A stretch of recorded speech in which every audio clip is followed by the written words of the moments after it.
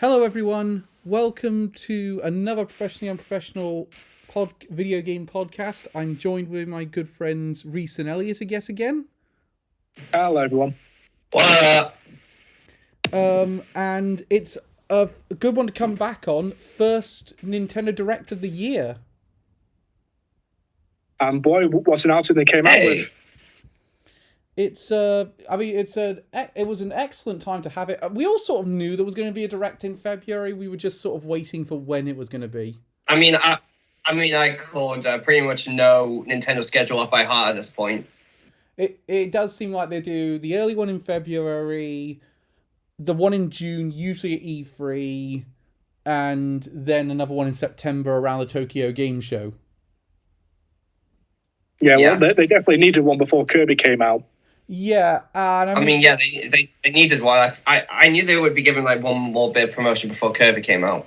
And of course there'll probably be an indie showcase next month. Most likely around the time of PAX East. Yeah. Yeah.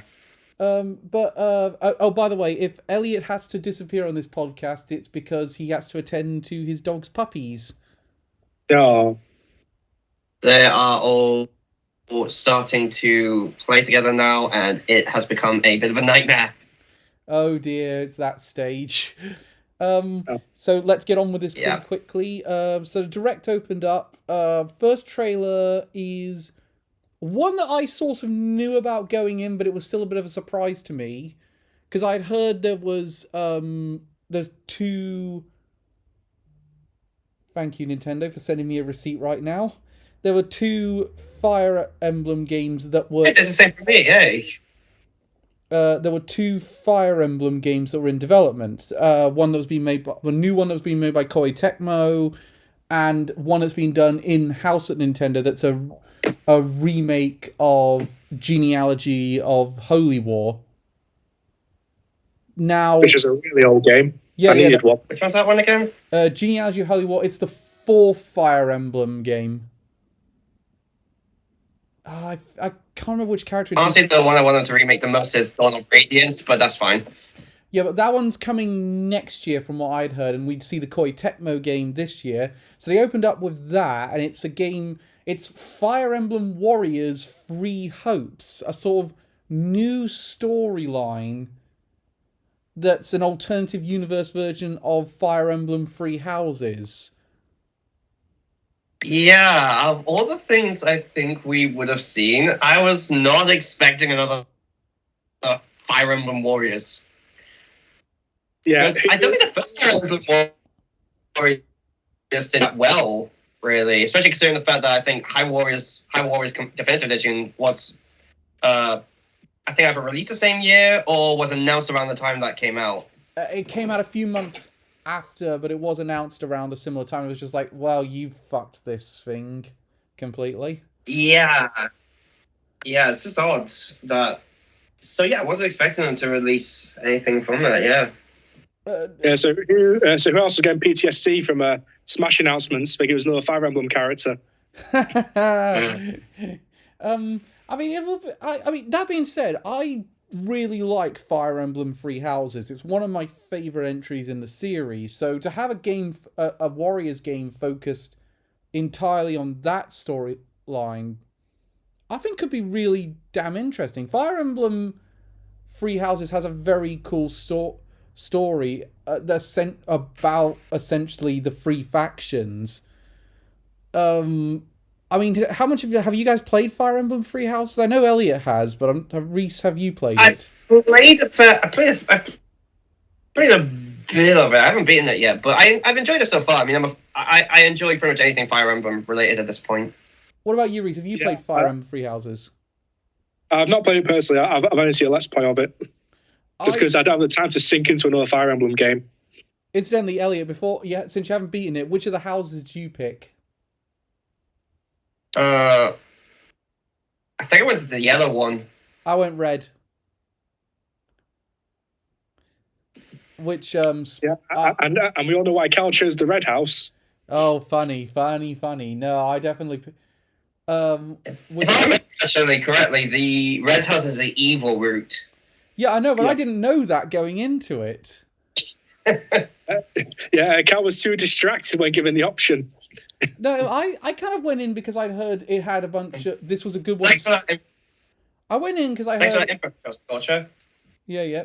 I went in because I heard this is a good one to start on. It has a bunch of the better side characters, which I agree, actually. Some of the side characters are great in that route. Particularly, I like Bernadetta. Was probably one of my favourite characters to such an extent. As soon as I started New Game Plus, I bolted to recruit her to my house. Oh, nice. I mean, how do we feel about this game in particular? I mean, I think I'll enjoy it, but it's just the thing is, I think I'm a little bit burnt out on Warriors games just because we've had quite a few as of late. So I'm definitely going to take a break before I get into this one. What about you, Reese? I'll probably pick it up because it does look interesting, and it can't be any worse than Age of Calamity was at launch. Again, wait, Age of Calamity was bad at launch? Yeah. Oh, geez, so many frame rate drops on my end. Yeah, I didn't have any problems with. I didn't have any problems with that on launch personally. Yeah, well, I also beat it 100% as well, so I experienced everything, and that game had a lot of shortcomings compared to other Warriors games. I obviously we're kind of different to this one because I really liked Age of Calamity. I was kind of like, I did notice the frame rate drops, but I was also kind of like, do you know, I almost don't really care because the one thing that motivated me to keep going with Age of Calamity was its story. And I think that's what's going to really motivate me with Three Hopes. It's going to be the storyline. And I mean, I've heard a lot of people think it's a midquel because there is a time skip in Three Houses. And I think it's a midquel that takes place in that time. It's not. From the press release I've heard, it's not. It's an alternate universe story. Yeah. I've heard that. It's just. I was assuming when I heard Fire Emblem being done by Koei Tecmo, it was a new game rather than like this Warriors spin-off. But I'm not complaining. If I heard it was done by Koei Tecmo, I would have known immediately it was a Warriors game because that's like what they're most known for at this point, especially with Nintendo. But they did. Didn't they develop Didn't they completely do Three Houses, or were they just a support team for Three Houses? I'm not sure. I think they probably did the majority of the work. Sure. They were certainly very heavily involved in Three Houses, so obviously this is kind of their. I'm kind of interested to see what they do with a Warriors game in his universe, considering this is kind of their baby. Yeah. So yeah. Next game, one that Reese is reviewing for the website. So hyped. Advance Wars 1+2 Reboot Camp got its release date of April 8th. Oh yeah, going back to Fire Emblem briefly, its release date is June 24th. That is way sooner than I was expecting it. Yeah, same. I was anticipating... At the same time, I think that was the case with... I think that's the case with Age of Calamity as well. I think that one was coming out like just 2 months after it was announced. Yeah, but when I was hearing Fire Emblem, I thought, okay, what they're going to do is they're going to replicate Three Houses' success with its marketing, and it'll come out July or August. Instead, we're now getting a June release date, and it'll akin to something about Nintendo's marketing throughout which we'll get to at the end. But next game was Advance Wars 1+2 Reboot Camp. It got delayed last year. It's now got its new release date of April the 8th, and they've shown a few extra details on it. I think that, which proves the UK eShop leak was correct. Yeah. Although, I will not be buying this digitally because it's 15 gigabytes. Oh, yeah. Too late. I've already pre-ordered it digitally, sadly. Thank God I gave you that that really big micro SD card now. Yeah, thank God for that. No, I really like Advance. I really liked the first Advance Wars. I don't know about you, but I've not played it in years, so I'm keen to get back into it. I haven't played any of the Advance Wars games, so it'll be a very interesting introduction for me. What about you, Reese? Yeah, I'm really looking forward to it because Advance Wars spawned off from the same series as Fire Emblem originally. Yeah, it was one of those I was thinking of when when I was hearing there was a new Fire Emblem, and I'm thinking, do you want to have two tactical games released that close to each other? But obviously that's slightly different. I know Fire Emblem Warriors brings in some of the tactical aspects of Fire Emblem, but the point stands. I mean, from what I heard, you're happy that the custom maps are back? Yeah, so we got custom maps back, so you can share them with friends, play against each other on them, which is what the community's been doing online. I mean, I'm looking forward to the fact it's got 4-player multiplayer, so we can all face each other in a game. Yeah, and Reese will completely demolish us. Yeah, no, that's definitely for sure. I mean, I'm happy. I'm confident that Way Forward's doing this one. The new soundtrack that's the remix of the old one sounds great. Yeah, and it's now fully voice acted for the first time. Yeah, that is going to be interesting to hear. Yeah, that's really cool. Then I'll be amazed if you tick this. Next game up was, I'll be amazed if anyone ticked this off their bingo cards. No Man's Sky coming to the Switch. I have no idea how that's going to run on it. Yeah, that is going to be the thing. Yeah. The thing is, Yeah, and the more I think about this, because this isn't an announcement for a cloud version, this is just a normal version. My main thought when I saw this is just, okay, how are you going to give this an actual release and make Kingdom Hearts Cloud?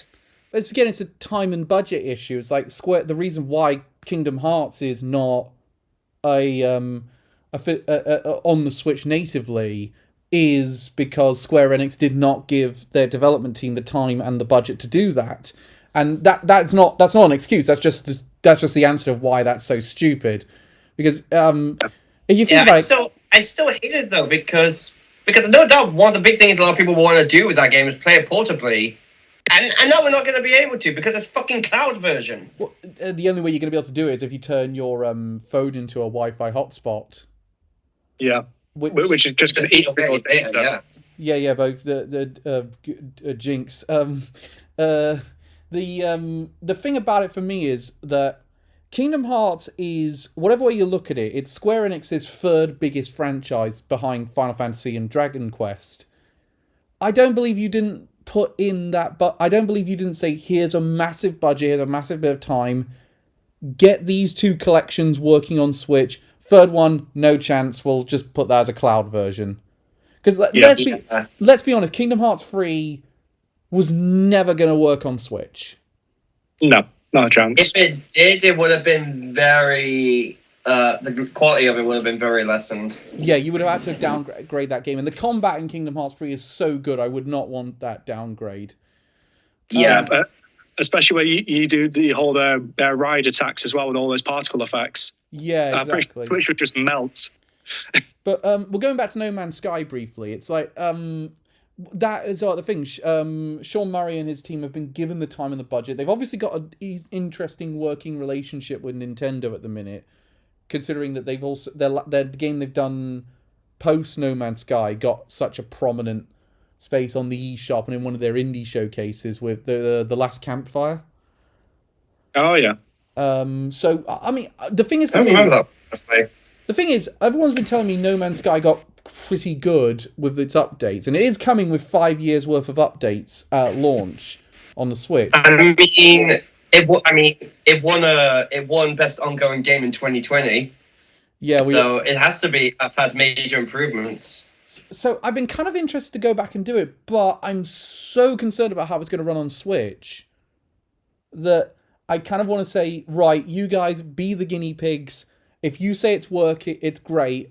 I'll go for it. Yeah, because we don't have a release date. Yeah, all right. Yeah. No release date yet. Didn't they just say summer? Yeah. Although I'm pretty sure at this point, I doubt it'll be able to hit at least 30 FPS if it's trying to render in so much at once. And it is a procedurally generated game, so that's going to be kind of interesting. I mean, that being said, I'm going to wait on that one. I mean, I'm going to do it like I did with Sifu and just wait for the reviews, wait for the play testers to come in. And if they say this is worth it, I'll pick it up on Switch because I'd love to play. I think that game on the go will be quite good. I think it'll be quite interesting to just say, right, well, I've got a bus ride for a bit. I'll see if I can make it to the next planet before then. Yeah. Let's just hope it just needed a constant internet connection. I don't imagine it's going to. I mean, they must have worked it on some level for the Switch, because you can't put a game on the Switch that really is so heavily dependent on an internet connection. Like Monster Hunter Rise, that's... Splatoon? Sorry?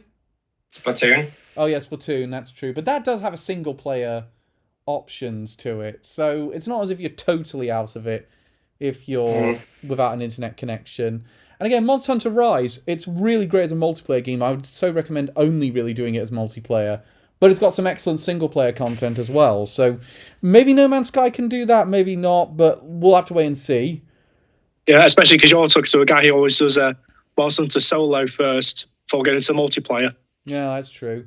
Then we got the brilliant announcement from Next Level Games, who are now a Nintendo first-party studio. Mario Strikers Battle League is coming to Switch on June the 10th. Mario Strikers is that, baby! I love this announcement. I loved Mario Strikers Charged. This is fantastic for me. I absolutely love this series. Reese, what did you play it on first? GameCube or Wii? Wii. Same. Elliot, I would have thought, Elliot, you'd have played the GameCube version. No, because if I didn't play Metroid Prime when I first got my GameCube, I would have played that game when I first got it. Think about that way. Oh, man, this game looks so good. Yeah, at least it looks a little bit slower than Charged did. It's not as fast paced. No, it's certainly true, but it does look like it's quite a well balanced game at the same time. I find it weird that we don't have just one of the mainline cast be the captain, and then have all the different enemies or little characters from the Mushroom Kingdom be the backup Teammates. Team. Yeah. What were you going to say, Elliot? I wasn't going to say anything. I wasn't going to say anything. Well, I will say the thing about Strikers for me. Reese pointed this out when we were on chat. Is there a He's a bit worried there might be microtransactions for the online multiplayer, but I'd say... I don't think there will be. Yeah, I'm with Elliot on this one. I think given Nintendo's track record, they haven't really been leaning into that. The only franchise on the Switch that really is heavily leaning into microtransactions is Pokemon. Yeah. And that's really for those weird mobile spin-offs that they seem to put on the Switch for no fucking reason.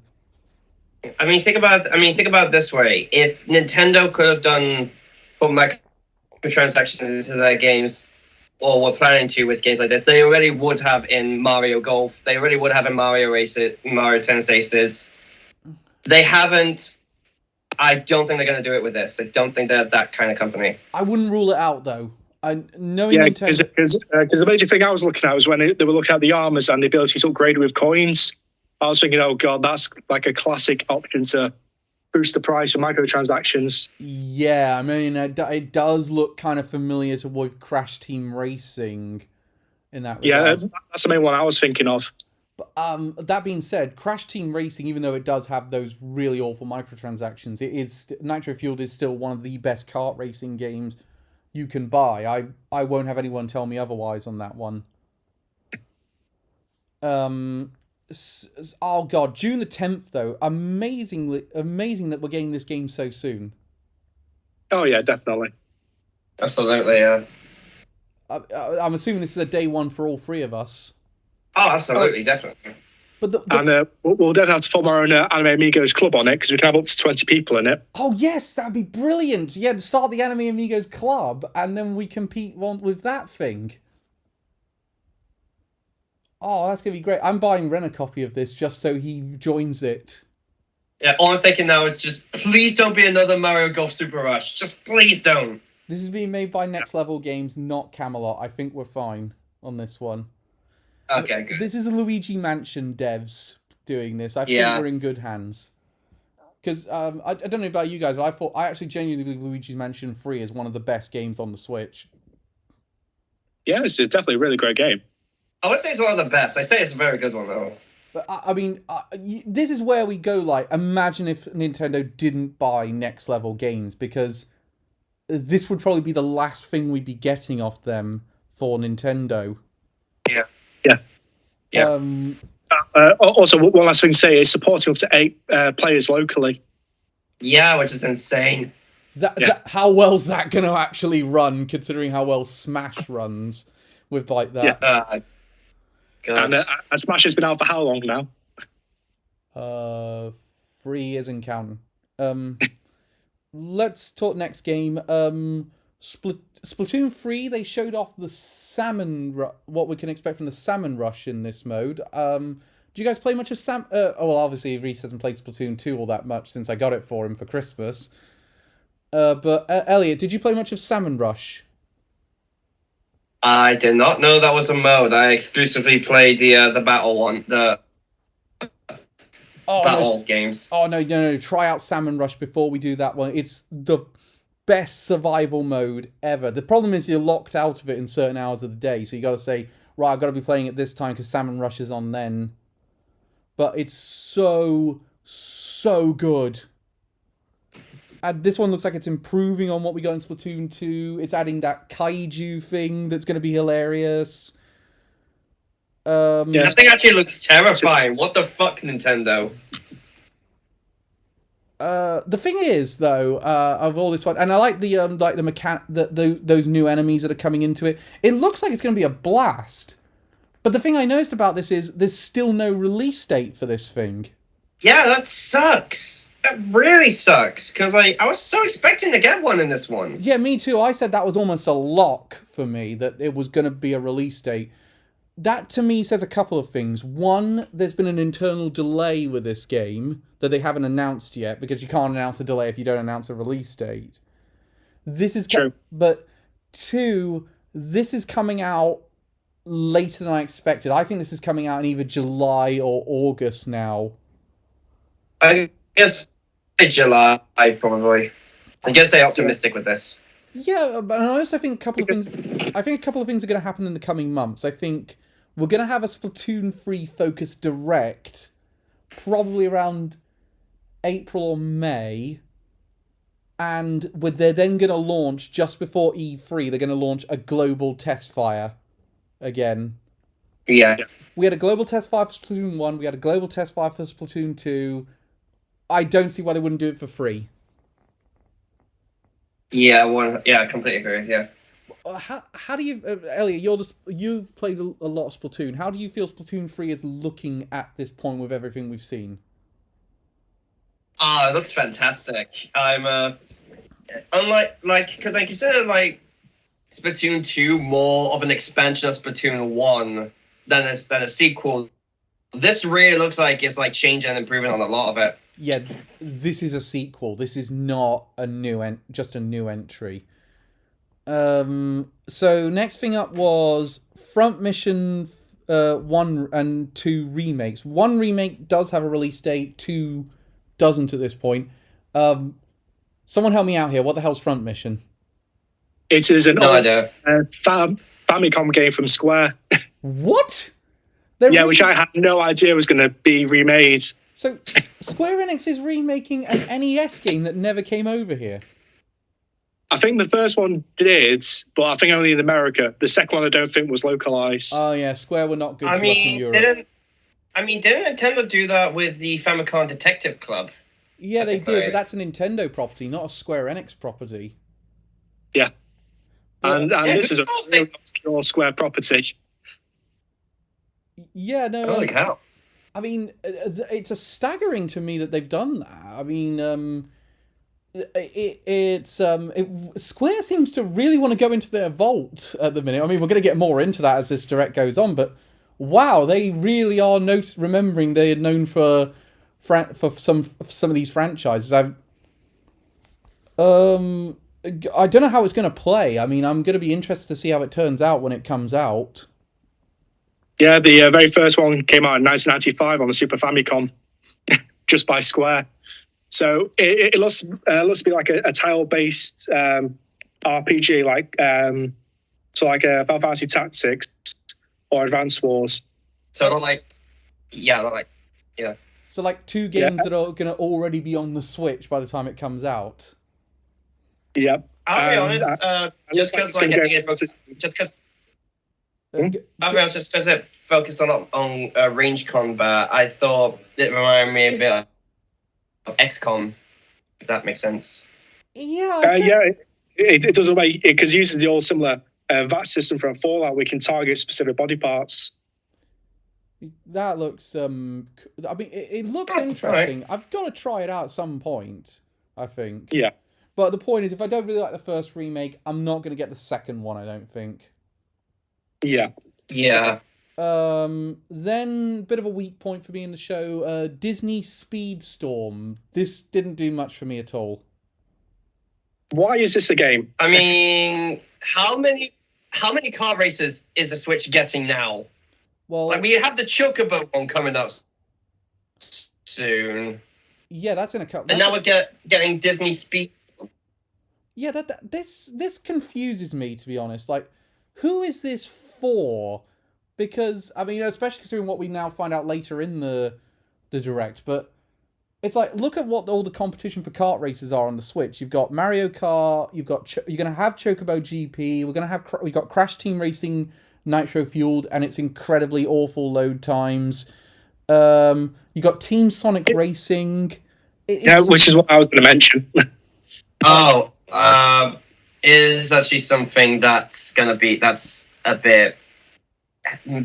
bad sign. It's free to play. Oh yeah, no, this game's gonna be fucking awful. It's gonna be microtransactions up the fucking ass. Like who? I mean, also the starting lineup for that game does not look great. Like, yeah, there's Mickey, Donald, Sully from Monsters Inc. Mulan, interesting choice.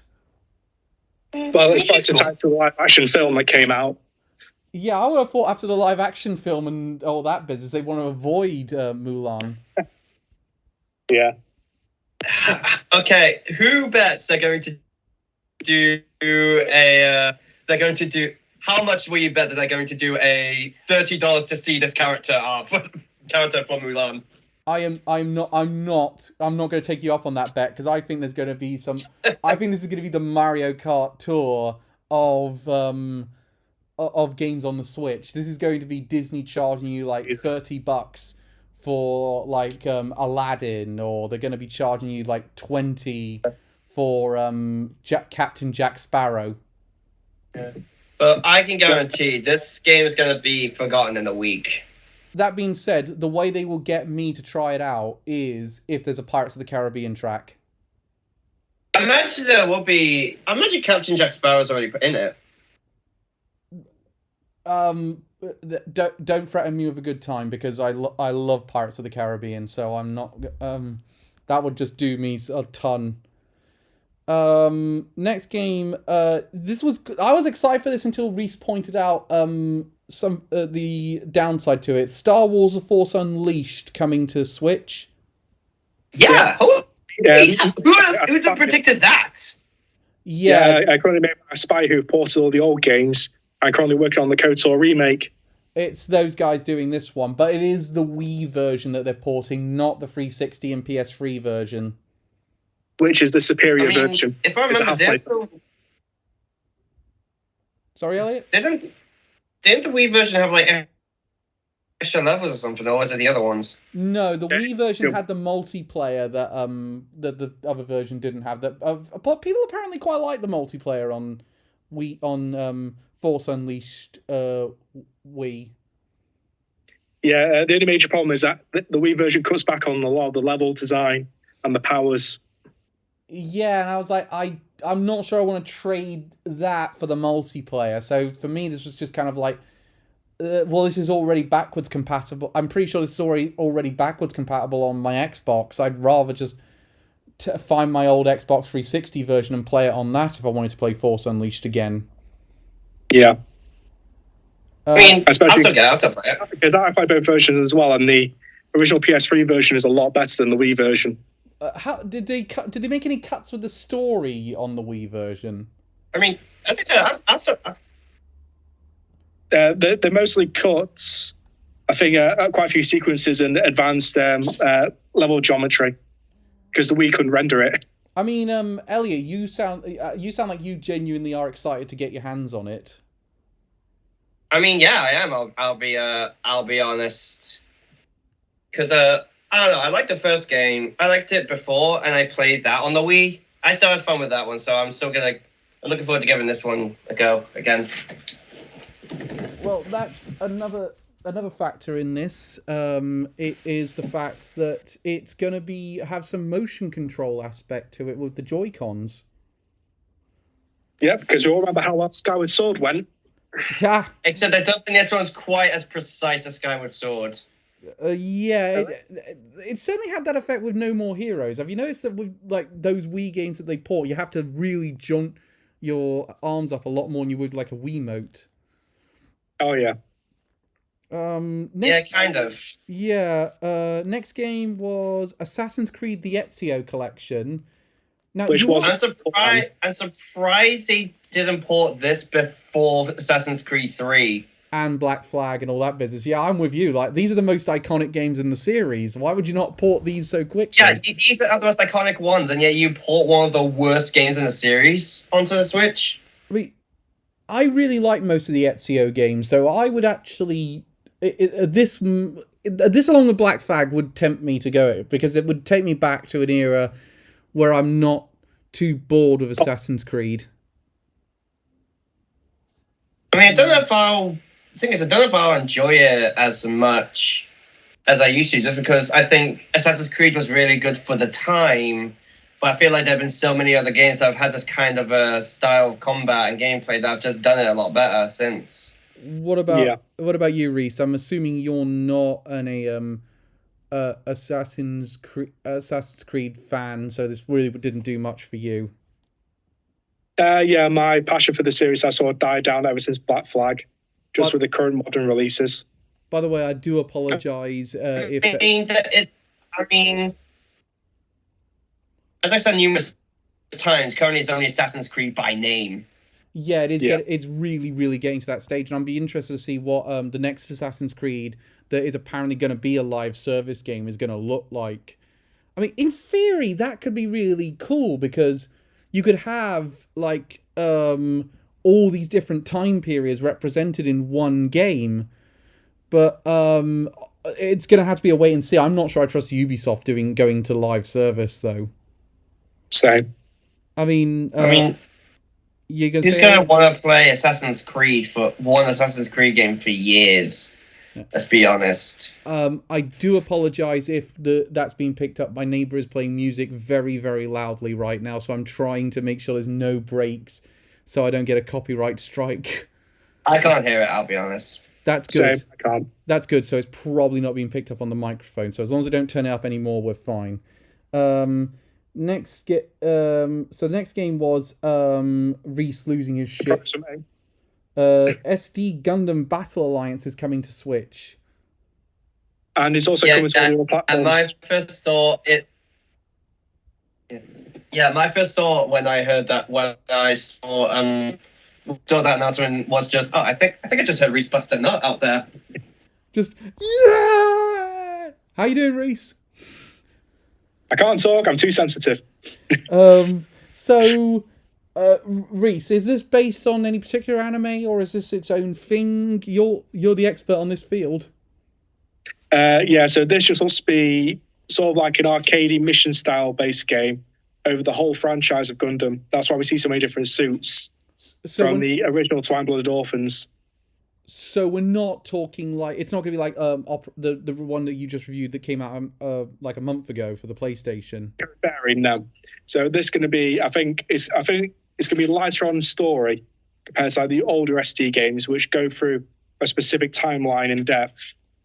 This should also be sort of like arcadey. You team up with your mates, you take down the boss like Big Zam, for instance, which we see in the trailer. Rather just like a long-winded RPG story. Right, I'm going to be definitely checking this one out, seeing what it's done. Especially, I kind of like those sort of lighter arcadey Gundam games as well. Yeah. I just hope it's not like Daemon X Machina, because I am not a fan of that game. I think it's going to control a lot better than Daemon X Machina. Yeah. Yeah. And that's for someone who beat Daemon X Machina.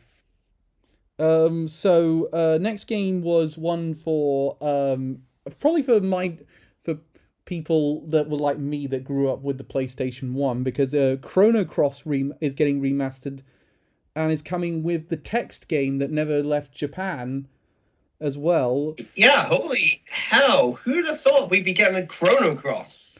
Well, Yeah. I did, because I'd heard all the ERSB leaks around that there was apparently a Chrono Cross remake or remaster in development. There could still be a remake in development, but I think this remaster might have been it. But a hell of a way to get Chrono Cross back. Yeah. Also, my main thought was, after the excitement, that my first thought was, wait, we're really getting this before Chrono Trigger? Yeah, but I think that's because Chrono Trigger's on Steam right now, so people are saying, well, you've got that way of accessing Chrono Trigger. Yeah. We've got the mobile version on Steam, and it's shit. Oh, yeah, no, it's not great. But it's like, I've still purchased it, because it's like, well, if this is the only way I can play Chrono Trigger, I'll put it on my bloody PC. I was like, I'd rather have it than not have it. Yeah. Seriously, Square, please put Chrono Trigger on the NSO, please. That could take a while, that one. I mean, they're coming with some interesting quality of life features, like speed up, like a lot of the features that were in those Final Fantasy Switch ports. But it's also coming with the ability to skip enemy encounters. Yeah, which does sound good.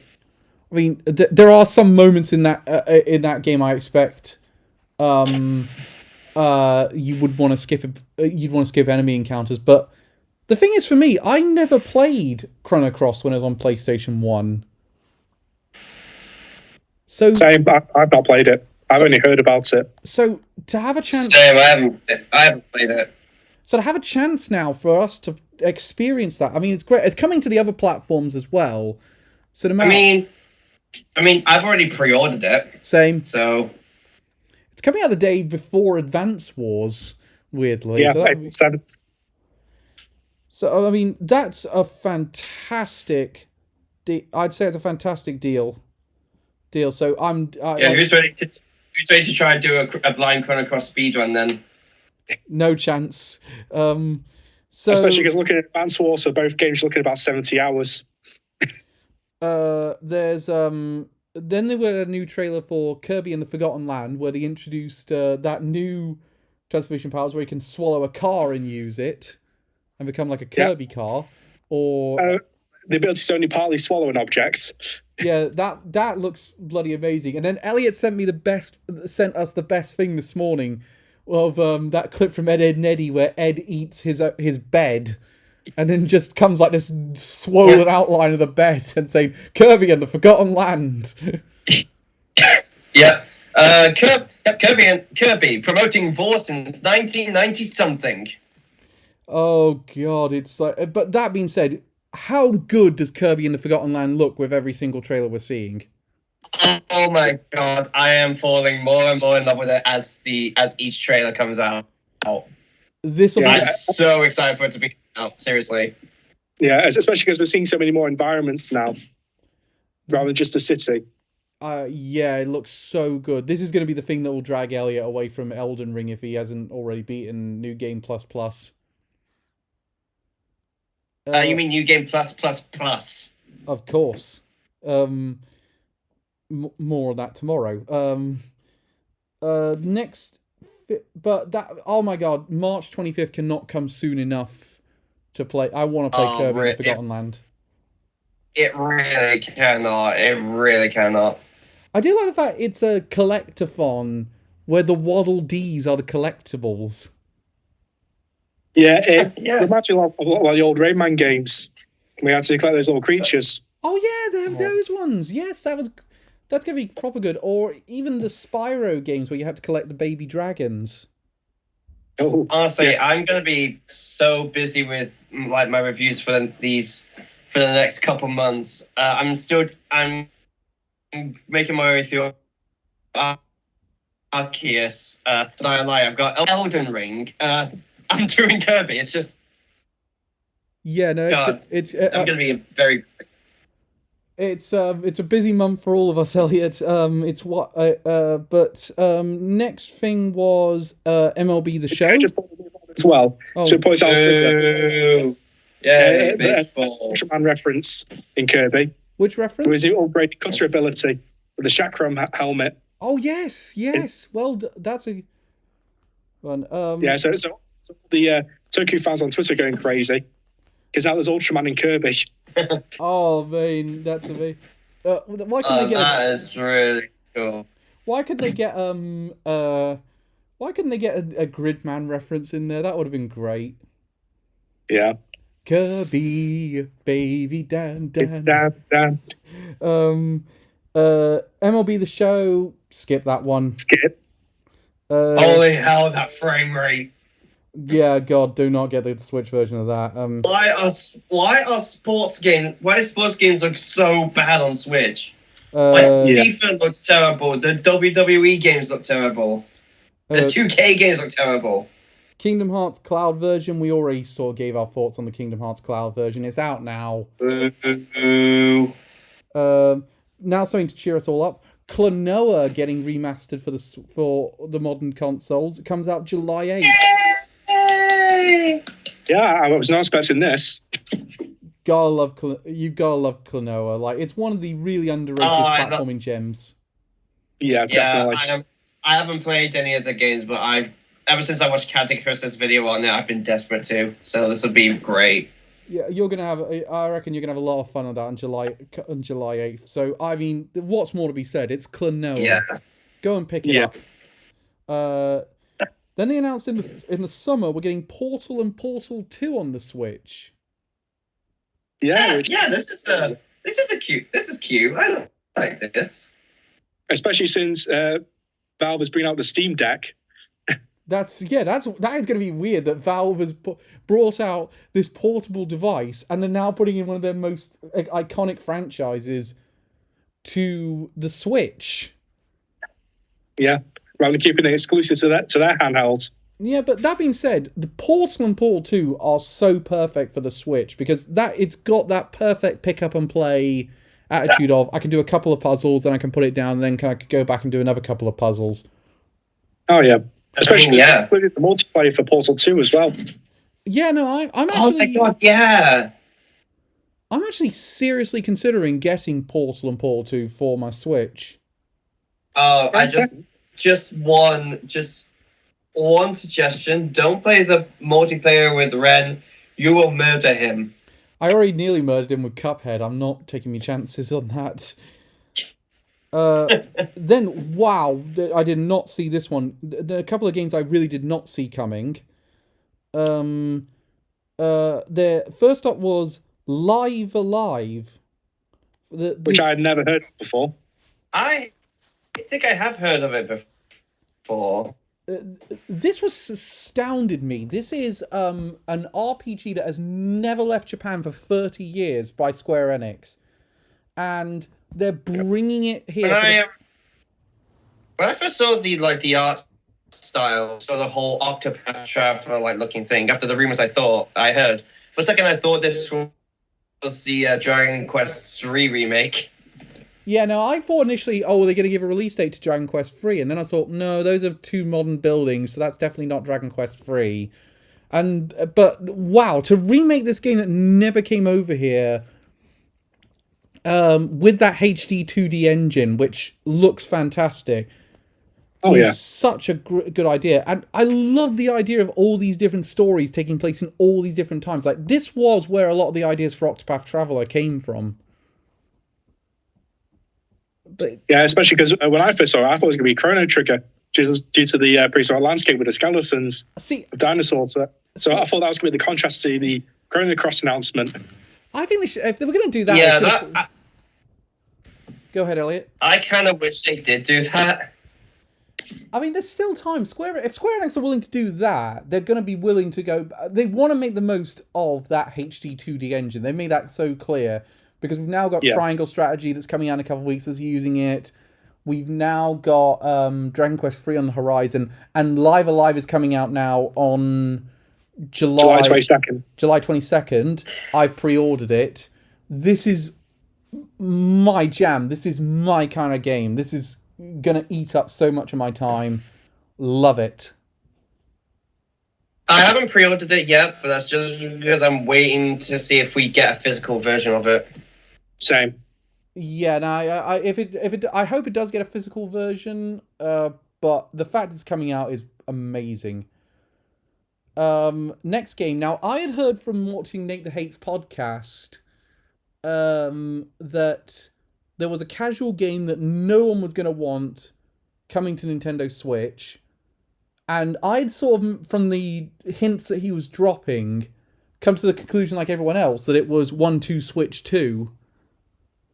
Which, I'm so glad I'm wrong. It's Nintendo Switch Sports. A Wii Sports successor is coming to the Switch on April 29th. I mean, Here's the thing. Nate the Hate said this will probably be one that we wouldn't want. Fun fact, I watched this with my buddy Sean. This was a highlight for both of us. Like, holy hell. I'm so happy we're getting something Wii Sports related. Like, and it looks like it's really expanding on Wii Sports. It's using that that technology increase that they've got.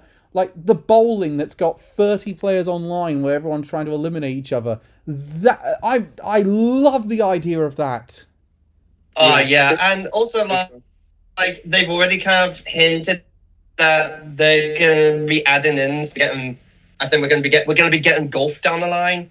I'm just thinking, oh my god, this is going on for so long, and I'm so happy. Yeah, there are so many things they could add to this. Like they could add that frisbee game from Wii Sports Resort, or the kendo stick game, or the basketball game. Oh, the basketball one. Yeah, the basketball one was really good. And we saw a bit of a gameplay demonstration with two of the higher ups from Nintendo, like Koizumi got involved at that point.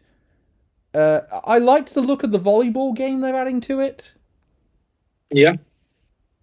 It looks like a lot. And it does generally look like it's going to be quite a lot of fun. My one criticism, I missed the Mii's.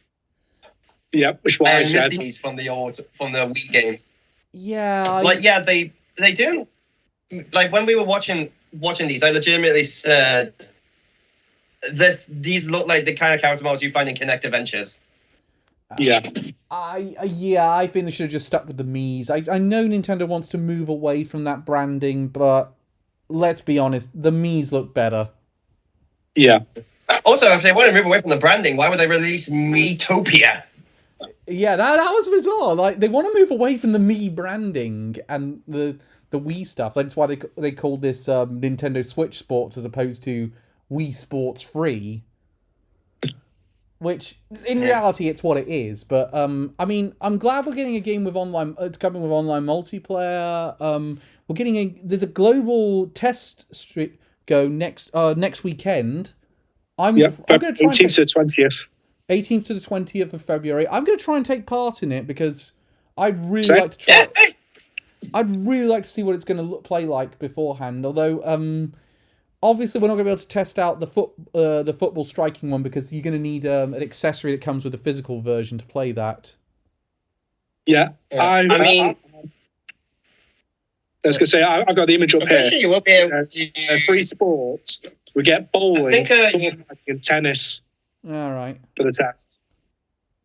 Yeah, I'm pretty sure the free update will just let you use it. I think you can use it. You can play football without the Wii accessory. And also, how dare they? How dare Nintendo? There was a certain game console, there's a certain knockoff Wii that uses technology to be able to kick a football with your foot on the system before. Nintendo just stealing from them. How dare they? How dare they? Give me a sec. I'll look it up. Projero talked about it a while ago. Oh yes, that stupid console that was so useless. Yeah. So while Elliot looks up, just saying it's also only random matchmaking, so you can't play with friends specifically. Well, that's for this test one, obviously. I mean, they'll definitely let you. They'll let you play with friends. The Intech Interact. That's it. The Intech Interact. Oh yeah, that was stupid. But I think they'll let you play with friends when the full version comes out. Like they can't cut that one off. Yeah, so they can't let you. Test. Wait, it's just the random matchmaking and the free sports. Yeah, so I mean, I'll test it out because I want to play Wii Bowling again so much. Oh, same. Yeah, I used to love it. Oh, I want to play all the Wii Sports games. It's gonna be great. It's gonna be fantastic. I remember I can't wait to play Wii Tennis with you guys. I was in my family WhatsApp group yesterday, and they didn't really give a shit about anything except the fact that this was coming back.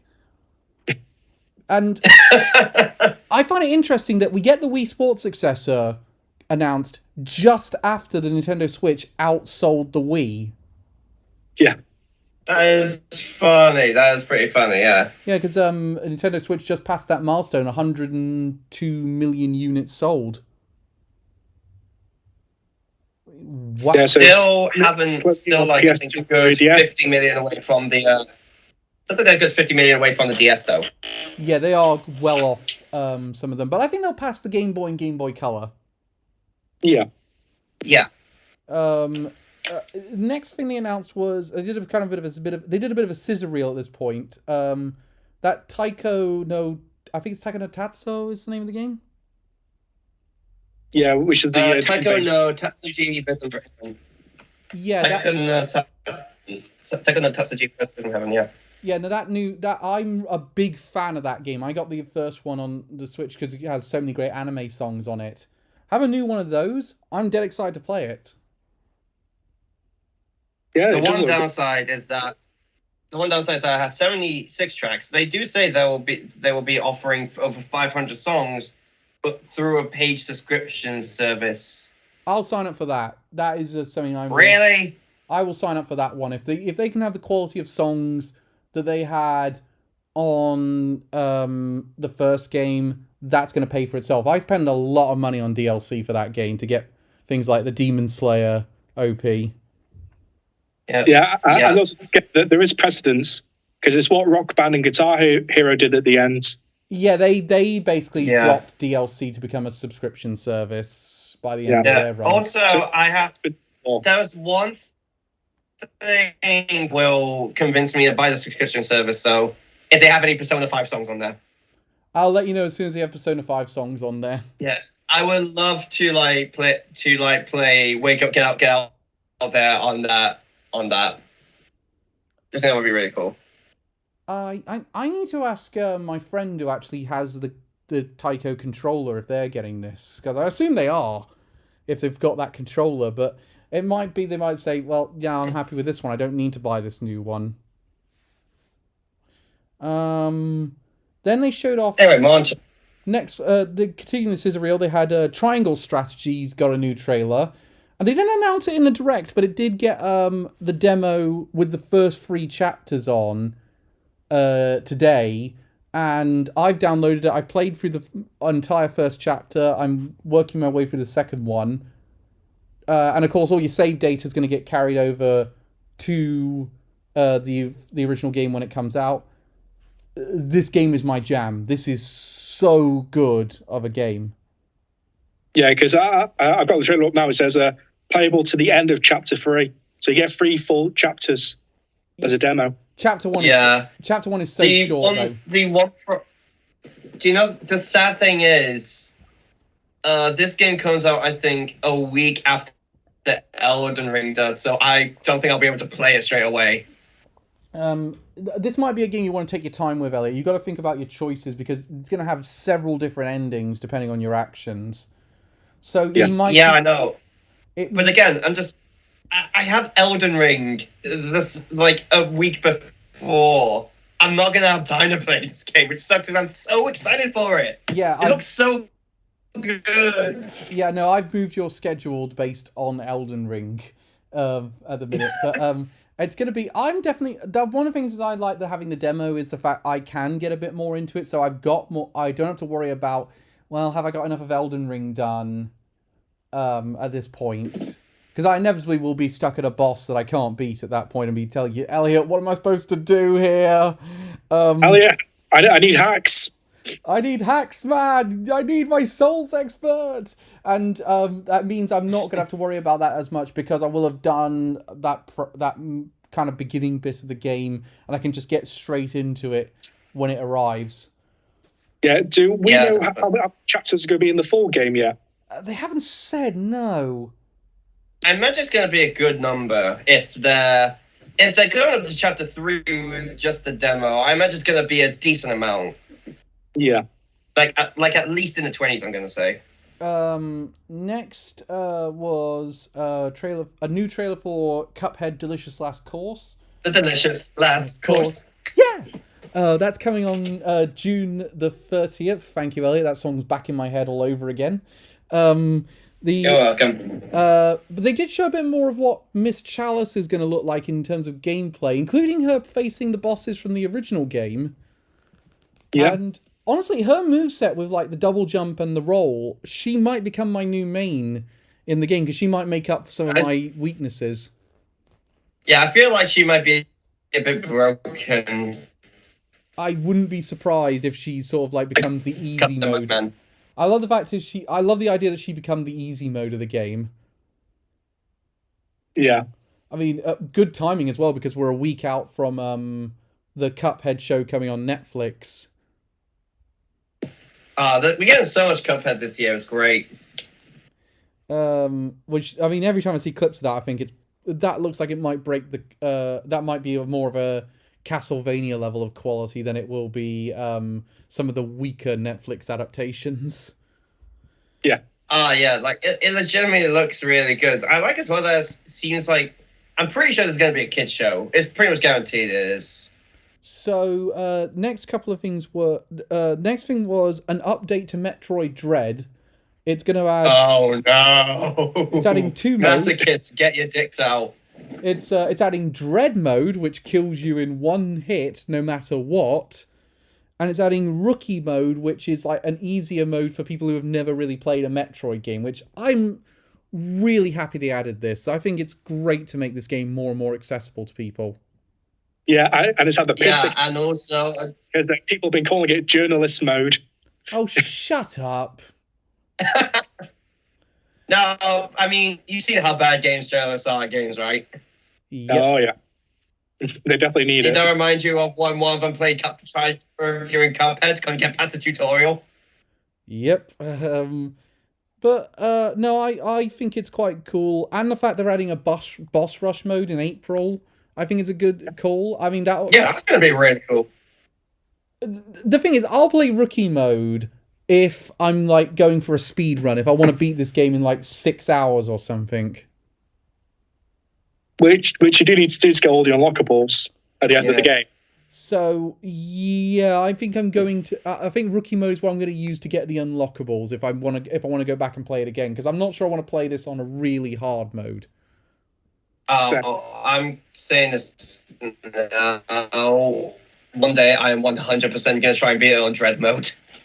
You masochist. I can't guarantee how I'll do it, but I'll try. Then an update to NSO. Earthbound and Earthbound Beginnings are coming to the main subscription service. But still no Mother 3. That?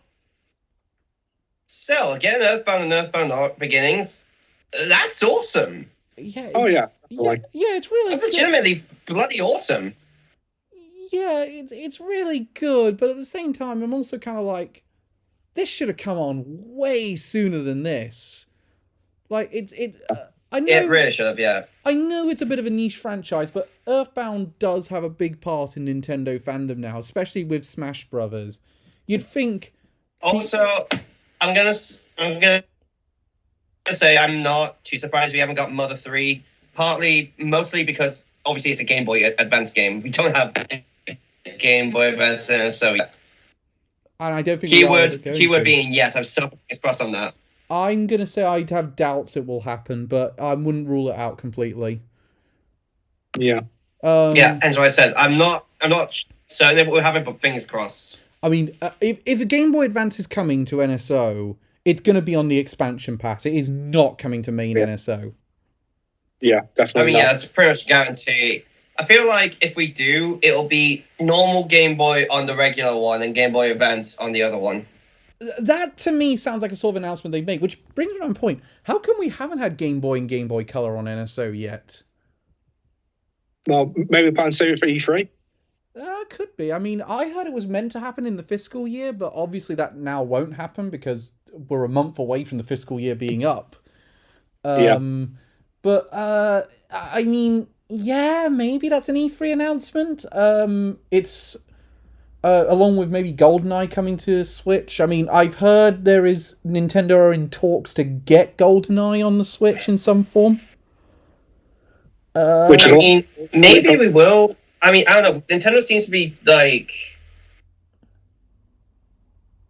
Well, actually, no, they're not. I was going to say that seem to be adding one of these every year, but no, they're not. Never mind. No, I feel... But I feel like Game Boy and Game Boy Color would be a good thing to add to the main pack and then say, by the way, you're getting Game Boy Advance on this expansion pass. So we're going to throw a bone to the people who haven't upgraded, and we're then going to give an incentive to the people who have upgraded. And then we're going to give something for the people who have upgraded and an incentive for the people who haven't to make that upgrade. We got that this conference, and we'll talk about that in a minute. But, I mean... If we do get that, though, I have one request. If we do get that, one request, which is the ability to transfer your Pokemon from red and blue that you get in the Game Boy NSO into Pokemon Stadium on your Switch. I don't think you'll be able to, but I think that would be really cool. It would be cool, but I think... Because I'm pretty sure Game Freak's going to lock that behind Pokemon Home, which is what they do with all the other games. Yeah. I mean, I would love some... Yeah, I imagine so. But Pokemon Home support for it would be great. Here's one I've actually had a thought on, though. I think the reason why Game Boy and Game Boy Color NSO is having trouble coming over is because Nintendo wants to launch it with Pokemon, and right now they're in a bit of a legal dispute around that because it's launching it in Europe is going to be very, very hard then because they have to launch it with a mature rating because of the gambling aspect of Pokemon. The game corner, yeah, no, that's gonna. Now they won't have a problem. They wouldn't have a problem if they weren't adding stuff to the game, but they are adding online. If that's coming over, they're adding online multiplayer. So that's an addition. So they have to come out. Then that means they have to come in with that mature rating. Yeah. Stupid, but that's how it works. We can't actually target real gambling companies for the shit they're doing, so we'll target this crap. They had but I think we're going back to Mother 3. I don't think we're ever I'm really convinced me once and for all. I don't think we're ever getting Mother 3 in its original form on a Nintendo system. I think the ship has long sailed on that one.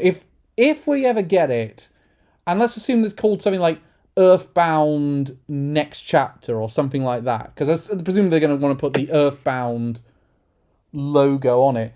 It's going to be a full-blown remake so that they can charge 50 quid for and be able to get rid of some of those problematic elements that make it difficult to sort of bring it over. They're going to have, and that's how it's going to come over. If it ever does. Yeah. And even then, I'm not entirely sure, because you've got to now convince the creator of Mother to say, yeah, I want to do that. And you've got to get a studio to do that. I mean, it's... Nintendo probably does have someone who would want to do it. I mean, maybe Retro when they're done with Metroid Prime, or Next Level Games now must have another project that they want to start on. Yeah, I still think whenever I think of Mother 3, it was when there's one thing I think about. It's when it's just after Reggie left Nintendo. He was at a convention answering questions. Someone there asked, "What do you think the chances of getting a re-release of Mother 3 is gonna be?" And he just said, "I don't know if we're gonna get it. Luckily, I'm not making that decision anymore." Oh, it's I think I love the fact someone actually did do the Adult Swim thing with that one. Just come on, Reggie, give us Mother 3. How about this instead? Fireflower. So, Reese, what were you going to say about Mother 3? Because I think you have a bit of an opinion on this one. Yeah, so the fans have really taken up in the community that they've officially translated a Japanese ROM and fixed all that the localization buggered up. So, I still don't think it's going to happen. I think the ship has sailed on that one. I think if it was ever going to happen, this was the time. It's like saying, here's Earthbound Beginnings. Now we're finally bringing this game. That would have... I mean, that being said, I think they knew that would have dominated all the conversation. No one would have talked about anything else except Mother 3 coming to Switch. Yeah, definitely. That would have been the dominant talking point. I mean, they had a E3... They had a wrestling shows. I have seen someone show up with a sign saying, localized Mother 3. That is how sane this has gotten. So at the same time as wrestling, you see a number of signs being shown at wrestling. Yeah, but even this was like in the front row, and it exploded on Twitter the next day. So a bunch of games coming to... They did a massive scissor reel. They announced like 5 games coming to Switch. Demon Slayer's coming. Zombie Army... announced. That's a cool announcement. Zombie Army 4. Get Some Monday. Lego Brawl. And 2 Point Campus got a release date. I mean, not much in there apart from Demon Slayer that really interests me, and I've already got it on Xbox. I don't need it on Switch. I've already got it for PC. I've had my fun with it. I'm assuming you're the same, Reese. Yeah, I've got my plat, so I don't need to go back to it on the PS5 version. Yeah. So... Yeah. It's fun, but I'm going to stick to Soul Calibur 6. So, that brings us into the last 2 announcements. The first one was... And it amazed me because I said, no, nothing Mario Kart related. Nothing's going to happen with Mario Kart. And then I hear him say, for all our fans of Mario Kart, and I'm like, oh, well, I'm glad to be wrong. So they announced that finally Mario Kart 8 is getting DLC. We're going to have between March the 18th and the end of 2023, 48 tracks in 6 waves are getting added to Mario Kart 8 Deluxe. Yeah. At bloody last. I will admit, I'm a bit conflicted on this. Because on one hand, it's really cool that we're finally getting more Mario Kart content. Because, I admit, just a couple of days ago, I got the expansion pass, so I'm getting it for free. I'm 100% happy with that. So it's really cool we're getting this, but at the same time, I'm just thinking it shows that at this point in time, they have no intention of giving us a Mario Kart 9. Yeah, Mario Kart 9 is coming with the next hardware they're doing. But that being said, I feel like the reason I'm not as conflicted on that one is this gives this Mario Kart more of a distinction, and it makes it more feel like it's a Switch game now. Yeah, but at the same time, I think there are a lot of people like me saying we want new tracks. Like, it's cool that we're getting these 48 tracks, but they're remakes of old ones. A lot of us are wanting new ones, and seeing as these waves are going to the end of 2023, by that point we'll be heading into the 10th year since Mario Kart 8 has come out, and we won't have had a new Mario Kart game in 10 years. Yeah, that's an insane thought. That is really insane when you put it like that. Because otherwise the closest thing is Mario Kart Tour with its new tracks. Yeah, no, that's the thing that really pleased me. We can either Mario Kart Tour or Mario Kart Live as the newest ones, and like Mario Kart Live is just a fun gimmick you play for 30 minutes before never doing it again. And Mario Kart Tour is, well, shitty gacha game. Well, I will say, though, one of the things that most made me happy about this was the fact we can now play those Mario Kart Tour tracks on a proper Mario Kart game. So I really like that, because I looked at those tracks and I was like, I would like to play these, but I don't want to play Mario Kart Tour. So to have that is a pretty cool one. I will say, though, this kind of did something that I've always wanted a Mario Kart game to do, which is have a massive library of classic tracks updated. So, I mean, it's going to have that one. There's some cool tracks coming at launch, like Coconut Mall, Choco Mountain, the Tokyo from Mario Kart Tour, and the Paris one from Mario Kart Tour is coming in this opening wave. There's some decent ones in there. Which brings me to my next question. What would you guys like to be in the next few waves? Is there any courses you think I really want that one to come through? Waluigi Stadium from Double Dash. Ooh, because the one that was trending on Twitter was Waluigi Pinball. Yeah, from DS. That would be really cool, actually. Yeah. Should I tell you one that I really would like? DK Mountain from the GameCube. Yeah. Oh my god, that one was really good. Yeah. That's one of my favorites. Actually, another one. Daisy Cruise. Daisy Cruise, yes. No, seriously, yes. As much of Double Dash as possible, actually, when we come into that one. I'll tell you one I would like, probably because one I would like just because of where I live, and the London one from Tour I wouldn't mind seeing. How about, though, which Rainbow Road would you like to see added? Because I reckon they're going to add a Rainbow Road and a Bowser's Castle into this. So which particular... I mean, that's guaranteed, so... Which one would you... I'm personally for the Mario Kart Wii Rainbow Roads. That one was quite good. That's my personal favourite. I'll tell you one that I like that I don't think they'll do it, but I think it would be great. The 3DS Rainbow Road. The 3DS one was pretty cool, yeah. I don't really know what Rainbow Roads are on, because I think we currently have the best ones in the game. Those, of course, be the best one in the game. That, of course, being the N64 one. Yeah, I mean, I'm not a big fan of the new one they actually added to Mario Kart 8. I'm not a huge fan of that Rainbow Road. I kind of like the whole space station thing. Yeah, I'm not that big on it. But that's not great. Bowser's Castle-wise, it's got to be Nintendo 64 for me. That's my favourite incarnation of Bowser's Castle to this day. Yeah. I'd probably go with the Wii one. I actually like the one from Mario Kart Wii. Mario Kart Wii one's alright. What about you, Reese? Which one is there any other than the ones we've mentioned? Is there any Bowser's Castles where you think I'd like that one to come in? Well, the biggest one I'd have to agree with Ali going for Wii, because it is the most fun, especially with all the shortcuts you can do. Yeah, it is. But I feel like N64 one for me. Shortcuts, yeah. The N64 one for me, the reason I like it so much is it feels like an actual castle.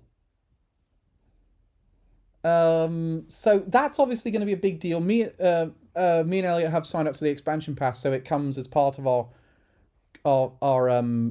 our subscription to that. So that's a good deal. I mean, it'll get me playing Mario Kart 8 again. I play it like on occasion, but never for like more than 30 minutes. So yeah, it'll be really fun to actually be playing it again. Yeah, same. It's really going to revitalize my interest in the game.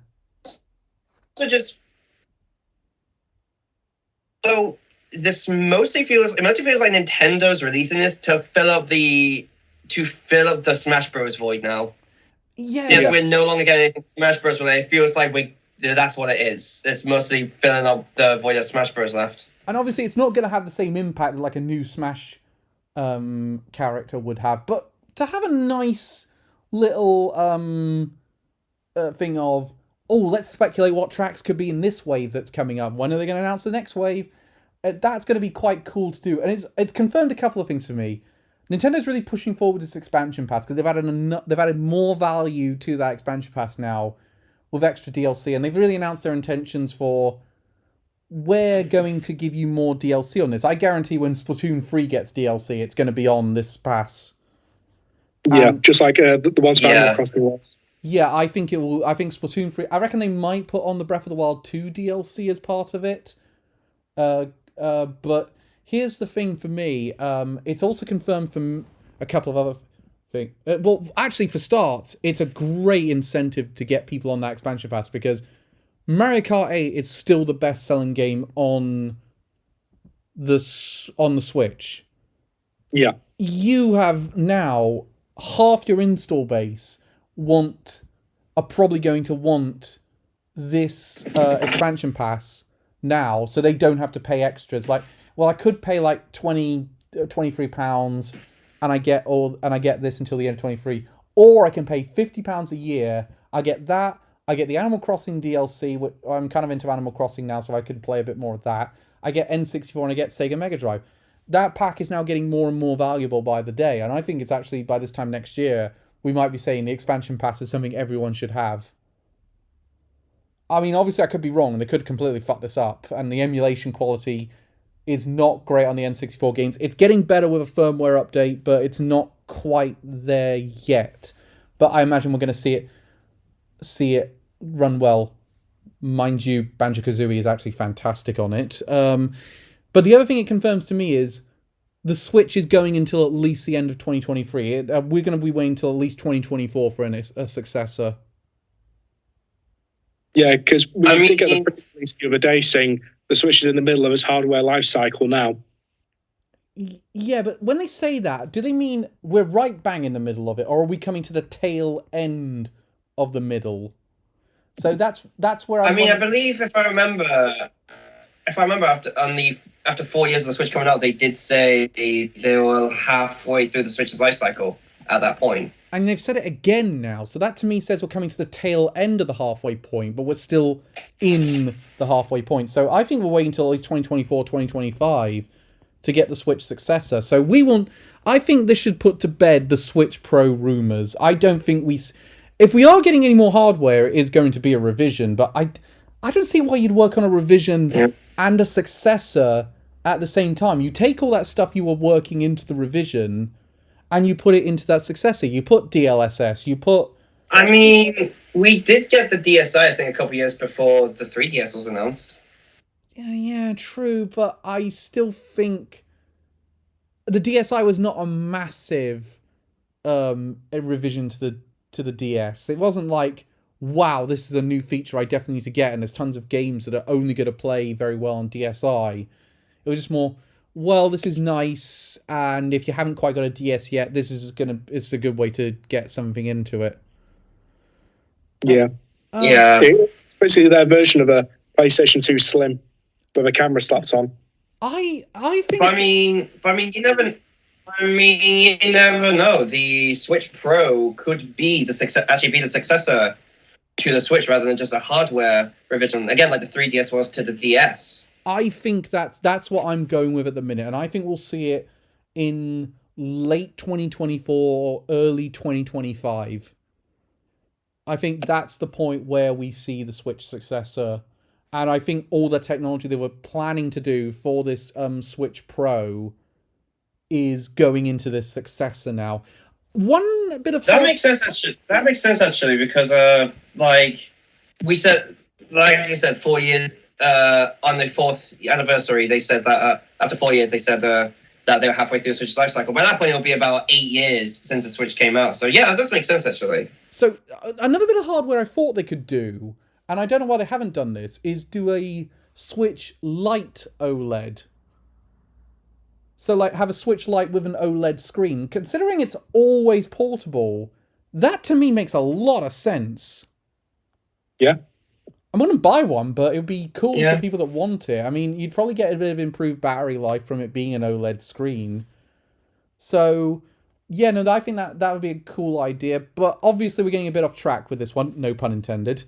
The one downside for this Mario Kart expansion, though, for me is it's coming out now a week after Chocobo GP.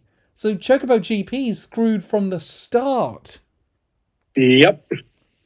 Yeah, Chocobo GP is just not having any chance. That being said, I think Chocobo GP does have one advantage, which is that Battle Royale mode, which I think looks really fun. So I think I'd say that might keep some players going with it. And not everyone's going to want to play Mario Kart, let's be honest. I think Chocobo GP will do fine. I think all the other kart races that have come onto Switch have done fine. Crash Team Racing did fine. Team Sonic Racing did fine. I think it will do fine. Fine. So the final announcement. It cannot be said for the Disney racing game. Except for the Disney racing game, yeah. The final announcement was the one that I was banding about was definitely going to happen, and I was right and made Reese very happy. Xenoblade Chronicles 3 got announced. For a I feel like the fact that I knew this kind of lessened the impact for me, if I'm being honest. I feel like if I didn't know this was coming in, I would be a lot more excited. What about you? Oh, I would have been a lot more excited. Now I'm just like, I'm happy it's there. What about you, Reese? Because you're the big Xenoblade fan out of the three of us. Oh, gee, I wonder if I'm excited or not. Oh, he's got copies of all the games. He's No, he's not. No, he's just pointed. It's not Xenoblade 2, 0 out of 10. No, I just want to say for the people of audio, he's flashing all the games ever on. My remaster of X. Including his remaster, he's got Xenoblade Chronicles X, he's got the Xenoblade Chronicles on Wii, he's got both the Switch games. It's also my original copy from Game That to Fire Person over on release. Oh God, do you know? I actually I went round to my mum's house yesterday to pick up some stuff, and I found my copy of Xenoblade, both my copy of Xenoblade Chronicles and of X. There, and I was like, "Oh, that's nostalgia for me." And I was like, "Yeah." But the thing for me is what I like about it is you're now going to have that whole trilogy of Xenoblade on one console. Like, I can't think of a time where we've had something like that from Nintendo. That is a pretty insane thought, actually. Like, what do you like? All the Xenoblade games are kind of their own thing. But what I gather from like what the conversations I've had with Reese and the things I'm seeing in lots of the trailers is a lot of these things they're hinting at in the trailer. They are planning to sort of tie this in with the other two games. So having it be on the same platform as Xenoblade 1 and 2 is going to benefit in that sense. Yeah, it looks to be a direct sequel to 1 and 2. So I'm really hyped. So what? I mean, that being said, I hope they don't go too far in tying it in, because I feel like what makes Xenoblade 1 and 2 so great is the fact they are great self-contained stories. Yeah. Oh my God! And of course, there's the big debate over if that character that appears in the trailer is Melia or her sister. There's all sorts of things to speculate over this, but the one thing that really surprised me, it's coming out in September. Yeah, just out of nowhere. Yeah, like, you think it would be a... Now, I have a theory as to why I think it is. My theory is that I still believe we're going to get Breath of the Wild 2 around I feel like they're going to want a good break in between the two. So you think they definitely want to break between Xenoblade and Breath of the Wild 2. So the reason that's my thought of it. The reason why I think Breath of the Wild 2 coming out in 2022 actually increased in the odds is the two factors. One, we didn't see it in this direct, which means I think they're saving a bit more footage for it. And they didn't announce Majora's Mask and Wind Waker yet. I think if they had come out and said, we're progressing... I mean Wind Waker and Twilight Princess. Wind Waker and Twilight Princess, yeah.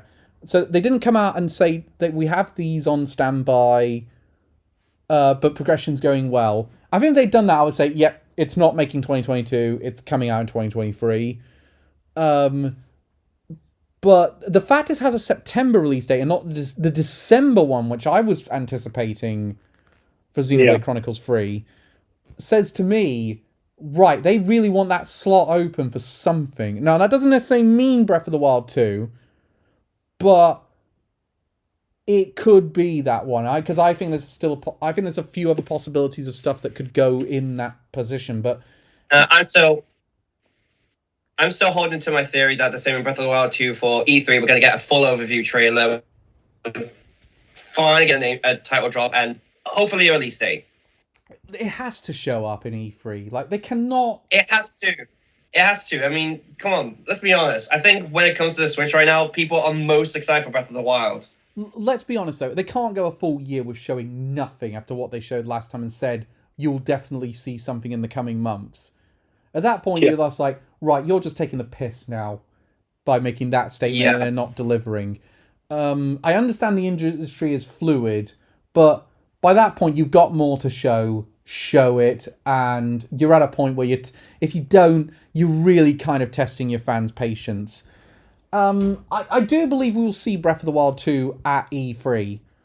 I mean, at this point, I wouldn't say it's guaranteed that it comes out 2022. I think there is a possibility this game gets pushed back to 2023. I'm staying optimistic. I'm still gonna say it's.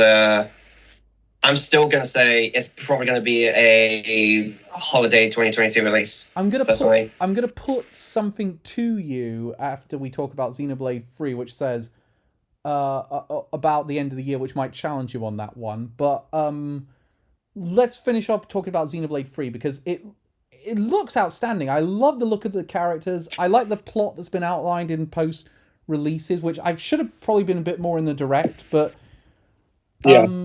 it looks like another really good game. Visually, it looks like they've really updated like Xenoblade 1 and 2. Yeah, it does. I'd definitely say it fits more the art style for Xenoblade 2 than does 1. Yeah, definitely. Which is weird, because I got a real sense of Definitive Edition when I was looking at it. It felt like, wow, this looks like it definitely was made in the same engine as Definitive Edition was. Yeah, I'd say more Xenoblade 2. Definitive Edition and the world of Xenoblade 2.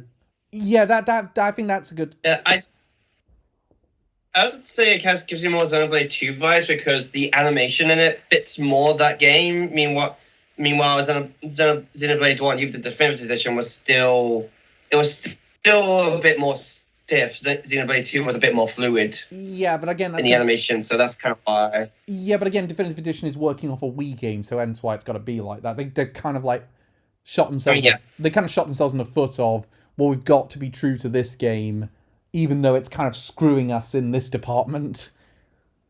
Yeah. Yeah. Xenoblade 3 comes out in September. They didn't give an exact release date. I imagine we'll get that at E3. Followed by and I think both of these are going to happen. We'll get a Xenoblade 3 Direct just before the game comes out. Yeah, which I'm banking on. Probably. All I'm hoping is that it doesn't take up the September Direct. No, they're not going to do that. They need to start at that point. It's going to be like we're outlining our 2023 and the capping off the end of our 2022. So So that was the Nintendo Direct of February. What did you guys? Well, I'll start with Elliot. What do you think of this Direct? It was kind of what I expect for a February Direct. It was nothing massive, but it didn't disappoint. It was all right. Reese, what do you think of this Direct? That was one of the best Directs in many, many years for me. Yeah, Transformer made announcements and everything. I hate to outnumber you, Elliot, but I'm going to agree with Reese. This was one of the best Directs. This is the one of the few times I'm comfortable saying this gets an A from me. Same. There were so many good hits this year with this Direct. One of the things that surprised me from this Direct is that Nintendo's having so many dual first-party releases in each month. Like, in April, we're getting both Advance Wars and Nintendo Switch Sports. In June, Fire Emblem and Mario Strikers. And I imagine next month, Triangle Strategy and Kirby. Yeah, and this is going to free if you count Chocobo GP, because I believe Nintendo's publishing that. You've got and then I imagine that's going to happen. I think that one's actually going to be multi-platform. Give me a sec. No, it is. It's a Nintendo Switch exclusive.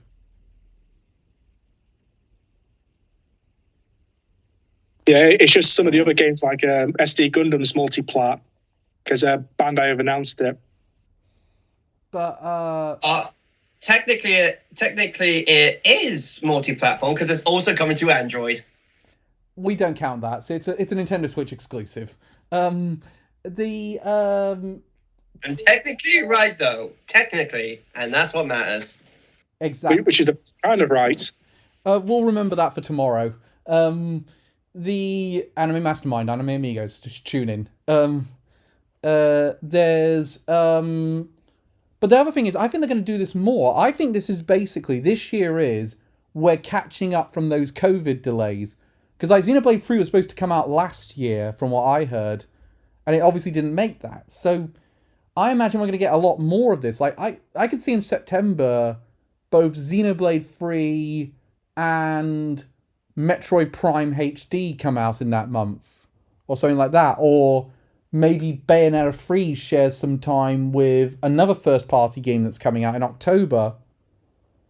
Something that a lot of people are saying, something that I've been saying for months, is this almost feels like it's a repeat of 2017 with the Switch. When you take a look at all the games that are coming out, there's sequels to a number of the games that came out that year. And it's really, which makes me really happy because I still think 2017 is the best year that the Switch had. Can I throw one game out of the mix that I think a lot of people are putting in to make that point? Because I think this game is now not coming out in 2022. Mario plus Rabbids. Yeah, probably. I mean, why was it not? If this was coming out this year, I think it would have been in this Direct. I do not understand why Mario plus Rabbids was not here. I think at best it's a late 2022 game now. I think we're gonna have to wait for what Ubisoft bring us in. I mean, who knows? Ubisoft might be saving it for their E3. I mean, remember, did we get anything of it in the Nintendo E3 last year? We got a mini trailer that sort of recapped its announcement, but that was about it. No, Ubisoft got most of the focus in that one. Yeah. So I imagine. Yeah, I think it's mostly something Ubisoft's going to talk about rather than Nintendo. I wouldn't be surprised though if it's an early 2023 game now and not a 2022 game. Yeah. But can I so let's talk about the games that weren't here. So obviously we talked a bit about Breath of the Wild 2. Bayonetta 3 was obviously going to be a late 2022 game, so I don't think it needed a release date right now. Not expecting anything from that too. I'm going to say E3 at the earliest. Yeah, we'll see Bayonetta 3 soon. Splatoon 3 being pushed to the second half of the year is a bit of a weird decision, but it might pay off. I think some people were speculating that it's still too early. Still too early for anything like that. Plus, I feel like that's more Pokemon Presents rather than Nintendo Direct. Yeah, no. I think we'll get a Pokemon Presents in like 2 weeks that we'll talk about that. They usually do a Pokemon Presents at the beginning of the year as well.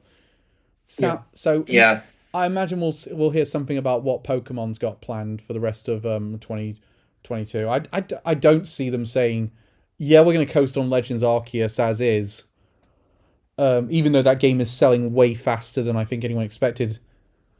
But while we're on the subject, how did Brilliant Diamond and Shining Pearl sell like 13 million copies in a few months? Yeah, that's been really unexpected. I was thinking 4 or 5 million at most, and they're like, wait, we're in double digits million already? Oh god. You need to understand, this is a very beloved it's a remake of a very beloved title. Yeah, that is true, but even I thought there wasn't that much. Like, it'll be from people who are nostalgic. It'll be people who are nostalgic for the DS, and no doubt it'll also be from new kids discovering that game. Yeah, no, I definitely think there's something on that one. Hollow Knight Silk Song wasn't here, and not surprising. I think that's the same enough for an indies. No, I'm going to completely disagree on that one. I think it's gone so big now, it can't be in an indie showcase. It's going to have to be in a full Direct. And I think it's going to be at E3. I think now is the time with Team Cherry. I know it's a small team, but you have to show something now. E3 is your last chance, really. You have to show something. You announced this thing in 2019. You showed off tons of gameplay. People are getting impatient now. From a bone or something. Yeah. I mean, I can imagine that COVID definitely didn't help with the development on them. It certainly didn't, but I mean, I think they need to start talking a little bit. They show a new trailer.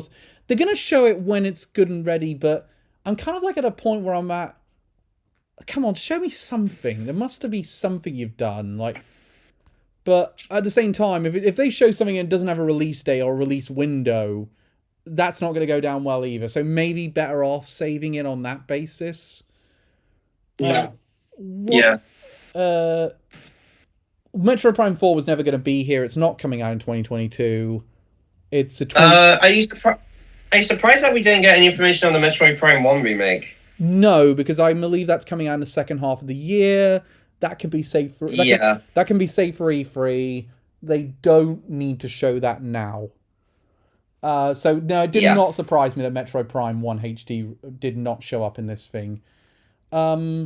Reese, is there anything that you're surprised didn't show up, or something you were hoping for that didn't show up? Can't think of that many other big things that I'm missing now, apart from the obvious Zelda Breath of the Wild. Yeah, but again, I actually think its chances of coming out this year increased by not being here. Let's discuss if they need Breath of the Wild, though, with the way the second half... I mean, the second half of the year obviously has some gaps that they got to fill. So let's say the second half of the year is... At the minute, we've got March, Triangle Strategy, Chocobo GP, and Kirby. April, Advance Wars, and Nintendo Switch Sports. May doesn't have anything, but Nintendo Switch Sports is probably going to carry over a little bit there, and I don't think we'll have a May release. I think they'll leave that to the third parties. June, you've got Fire Emblem Warriors Three Hopes and Mario Strikers. Let's assume July or August you're going to have Splatoon 3, and September you're going to have Xenoblade Chronicles 3. Then we'll add into the mix Bayonetta 3 and Metroid Prime HD Remaster. Do you need Breath of the Wild 2 in that mix? I don't think as much you need it, more it has to come out. Considering the fact, like, obviously we had a ton of build-up. Last year they stated it's coming out this year. And, you know, it's been 3 years since it was announced. It's been in development. It's been 5 years at this point since Breath of the Wild came out. I feel like it has to come out this sooner rather than later. Now let me say, if there's a new Mario 3D platform, which there is a lot of talk there might be, to coincide with the film, or a sort of more casual Pokemon game like a Let's Go 2. Could that fill the void if Breath of the Wild 2 has to be delayed to 2023? Probably. I think they... it depends if the Mario game's as big as Odyssey. Yeah, if it's like a smaller Mario game, then probably not. Yeah, I agree. If it's an Odyssey 2... I have a feeling that if it's a 3D... I have a feeling like if it is a big 3D Mario game, it will be a sequel to Odyssey, like what we got with Galaxy. Yeah, I'm imagining that if I hear it, but I think the point is at E3, they've got to say, is Breath of the Wild 2 the holiday game? And if not, what is? Because you can't have... I don't think any of the games we outlined here are like holiday game worthy. Like Bayonetta 3 is amazing. It's not the holiday game. The Metroid Prime HD, it's going to be a great remaster. It's not the holiday game, though. Like, I know Metroid Dread kind of got put in that role last year, but it's not going to have the same impact as a HD remaster of... But that's going to have way more impact than like a HD remaster of Metroid Prime 1. So I think if they don't have Breath of the Wild, they need something just as good or nearly on that level to be in that position. Mm-hmm. Yeah. I mean, these are obviously questions. Yeah, and at this point, I'll be honest, I don't think anything is really going to be as big as Breath of the Wild at this point. at this point in time, because we've had the build up and we've had everything like that. Let's be honest. Say a new Mario game gets announced at E3 and it's scheduled to come out before Breath of the Wild. That's gonna be a bit sus, if you ask me. Yeah, but Like a better terms. You gotta remember the language that Eiji Aonuma used when they announced the 2022 window. They said we are aiming for a 2022. So that was very ambiguous language at that point. But that being said, I'm kind of with Elliot on that one because I'm not entirely convinced this 3D Mario is a thing. I think Nintendo's really working with Monolith Soft to try and get this thing out.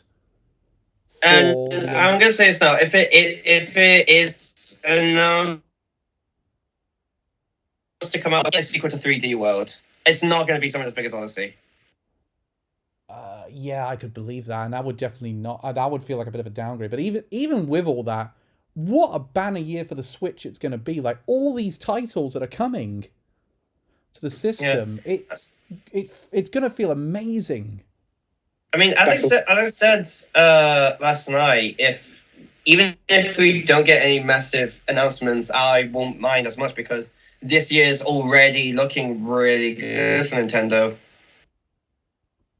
And I'd say it looks even better now. I mean, think about it. All those titles we're gonna have by the end of the year. The Switch has now really become one of my major go-to systems for the rest of the year. Same. As I keep saying, it's a good time to be a Nintendo fan. So if you're not releasing their music onto YouTube. So on that note, we'll be back. Obviously, there'll be another thing coming online tomorrow because we're doing another Anime Amigos, and we'll obviously keep talking down the line about these sort of things. We're obviously not going to do the indie show unless Hollow Knight Silksong is announced in it, and we can talk a bit about Hollow Knight Silksong. Yeah, because otherwise I doubt there's going to be many big announcements there just because it's an indie showcase. But it should be but we should be in for a good few months. We'll definitely be back for E3 if nothing else. But we do have a few discussions lined up for the near future for this podcast. So we don't want to leave podcasts rotting for too long. So we'll talk. We'll be back we'll be back definitely soon. We'll see you guys later. Thank you guys. Thanks everyone. Take care, y'all.